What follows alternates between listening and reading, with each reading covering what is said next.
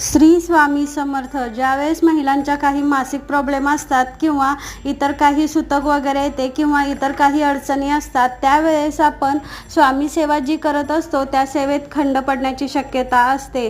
त्यामुळे आपले मन नाराज होते व स्वामींपासून आपण खूप दूर आहोत अशी भावना आपल्या मनात निर्माण होते.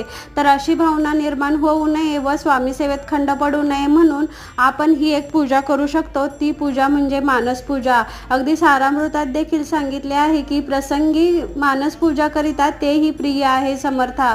तर ही पूजा देखील स्वामींना इतर पूजे इतकीच प्रिय आहे.